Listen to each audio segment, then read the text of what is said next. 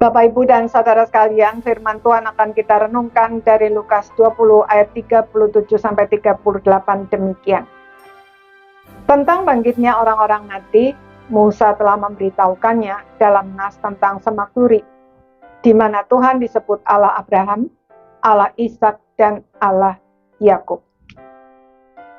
Ia bukan Allah orang mati, melainkan Allah orang hidup, sebab di dalam Dia semua orang hidup. Saudara-saudara sekalian, ajaran tentang kebangkitan orang mati adalah salah satu poin penting di dalam kekristenan.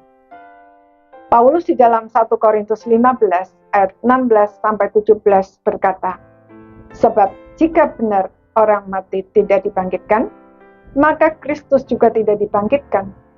Dan jika Kristus tidak dibangkitkan, maka sia-sialah kepercayaan kamu, dan kamu masih hidup di dalam dosamu. Itulah sebabnya Lukas menganggap penting untuk memasukkan kisah orang-orang Saduki yang tidak percaya adanya kebangkitan itu ke dalam Injil yang ditulisnya. Orang-orang Saduki itu datang kepada Tuhan Yesus dan seolah-olah mengajukan pertanyaan. Tetapi sebenarnya mereka hanya mencari-cari kesalahan guna membenarkan pendapat mereka sendiri. Dengan menggunakan Ulangan 25 ayat 5, mereka mengarang cerita dan membuat lelucon tentang ajaran tersebut dan membuatnya sebagai bahan tertawaan. Mereka berbuat demikian karena mereka berpikir bahwa kehidupan di dalam kekekalan yang dimaksud sama dengan kehidupan di bumi ini. Padahal bukan demikian maksudnya. Di dalam kekekalan, semua yang kita butuhkan selama masih hidup di dunia ini tidak kita butuhkan lagi.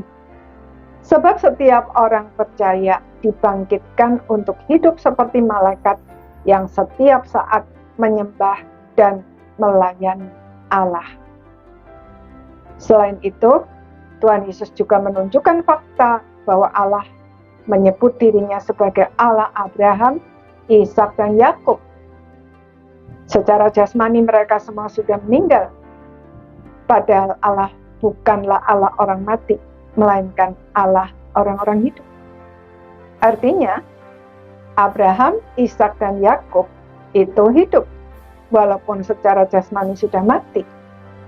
Sebab mereka sudah dibangkitkan dan tidak akan mati lagi. Dengan kata lain, orang-orang Saduki itu percaya ataupun tidak, ajaran tentang kebangkitan orang mati tetap benar. Saudara, kebenaran firman Tuhan jauh melampaui kemampuan berpikir kita. Karena itu, jangan cepat-cepat mengambil kesimpulan jika ada hal-hal mengenai iman Kristen yang tidak atau belum bisa kita pahami, apalagi membuatnya menjadi bahan tertawaan. Mari kita datang kepada Tuhan sebagai orang percaya yang tidak tahu apa-apa, dan mohon Tuhan menyingkapkan kebenarannya, sebab Tuhan tidak akan mengecewakan setiap orang percaya yang di dalam segala keterbatasannya rindu untuk mengenal Dia.